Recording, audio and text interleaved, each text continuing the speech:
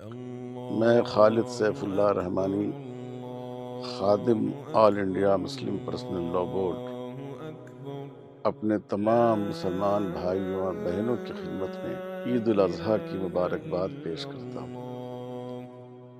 اللہ تعالیٰ اس عید کو آپ کے لیے دنیا میں کامیابی کا اور آخرت میں نجات اور سرخروئی کا ذریعہ بنائے۔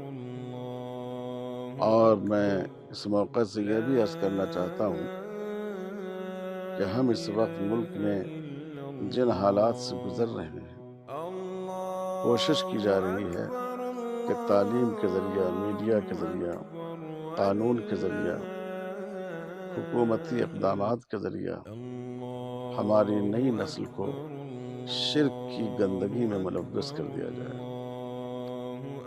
اور یہ بھی کوشش کی جا رہی ہے کہ ہم سے ہماری مذہبی شناخت چھین لی جائے۔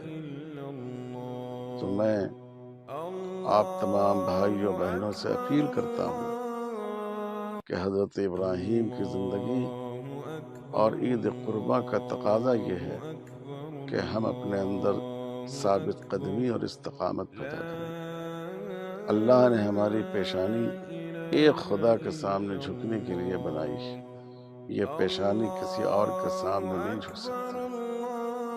میری زندگی، میری جان، میرا مال، میری اولاد، سب کچھ میرے مالک و پروردگار اللہ کے لیے ہے۔ اگر اس کی خوشنودی کو پانے کے لیے ان کی قربانی دینی پڑے اور ان کے سلسلے میں نقصان اٹھانا پڑے، تو ہر مرد مومن کا فریضہ ہے کہ وہ اپنے آپ کو اس کے لیے تیار رکھے۔ اللہ اس عید کو ہم سبوں کے لیے برکت اور سعادت کا ذریعہ بنائے۔